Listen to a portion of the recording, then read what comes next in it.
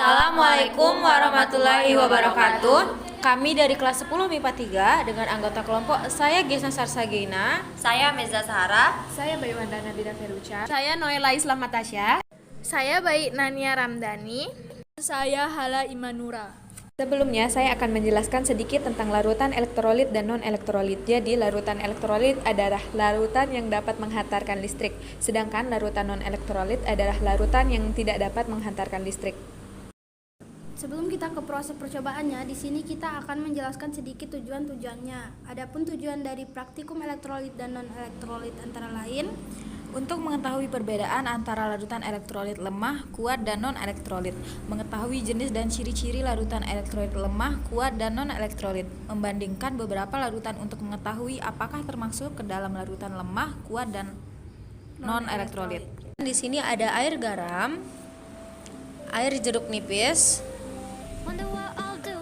air gula, selanjutnya ada air keran,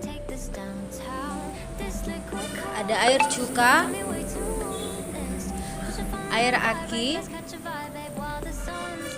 alkohol, air pupuk, dan yang terakhir ada fiksal. Langkah pertama, kita siapkan kardus sebagai alas dan siapkan 2 buah baterai besar, sepasang kabel, 2 buah paku, 1 buah bohlam, dan yang terakhir kita siapkan gunting. Langkah selanjutnya, lilitkan ujung kabel yang sudah dipotong pada kedua ujung baterai, lalu tempelkan dengan selotip agar erat. Ulangi pada sisi yang lainnya.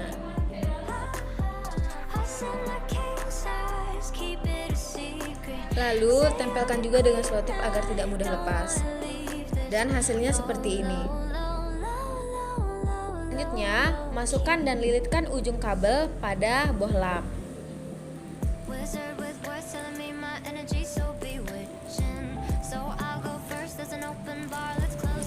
Lalu ambil kabel hitam dan masukkan juga ujung kabel pada bohlam seperti yang kita lakukan pada kabel merah sebelumnya. Setelah kedua kabel dililitkan, hasil akhirnya seperti ini. Nah, untuk perakitannya di sini kita tempelkan baterai pada kardus menggunakan selotip agar posisinya tetap. Lakukan hal yang sama pada kabel yang ada di sisi bohlam agar posisinya tetap juga. Seperti ini.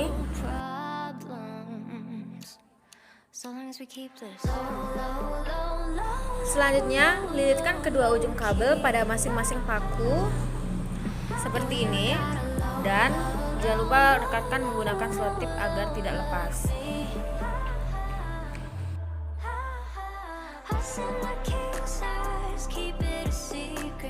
Setelah itu tempelkan kedua paku, dan jika percobaan kalian berhasil seperti ini, maka bohlam akan menyala. Percobaan pertama kita gunakan larutan air garam. Setelah itu masukkan kedua paku dan kita bisa lihat bahwa bohlamnya menyala dan dia menimbulkan gelembung-gelembung. Larutan kedua yaitu air jeruk nipis, lalu masukkan kedua paku dan kita bisa lihat di sini bahwa lampunya tidak menyala, tetapi dia menimbulkan sedikit gelembung. Larutan ketiga di sini ada air pupuk, lalu masukkan kedua paku dan kita bisa dilihat di sini bahwa lampunya tidak menyala dan tidak menghasilkan gelembung. Larutan keempat di sini ada alkohol, setelah itu masukkan kedua pakunya dan bohlamnya tidak menyala namun menimbulkan sedikit gelembung. Larutan kelima ada air aki. Masukkan kedua buah paku dan di sini bohlamnya menyala terang dan juga menghasilkan banyak gelembung. Larutan keenam di sini ada air keran. Masukkan kedua buah paku dan kita bisa lihat di sini bahwa bohlamnya tidak menyala dan juga tidak menimbulkan gelembung. Larutan ketujuh yaitu air cuka. Masukkan kedua buah paku dan tidak menyala namun memiliki sedikit gelembung. Larutan kedelapan adalah air gula. Masukkan kedua buah paku dan kita bisa lihat di sini bahwa lampunya tidak menyala dan tidak menghasilkan gelembung. Larutan yang terakhir di sini ada fiksal. Masukkan kedua buah paku dan sini kita lihat bahwa bohlamnya menyala terang dan menimbulkan banyak gelembung. Di Di sini saya akan menjelaskan kesimpulan percobaannya terlebih dahulu. Pertama, ada elektrolit kuat, lampunya menyala terang dan gelembungnya banyak. Yang kedua, ada elektrolit lemah, lampunya menyala namun redup dan gelembungnya sedikit. Dan yang terakhir, ada non-elektrolit, lampunya tidak menyala dan tidak mempunyai gelembung.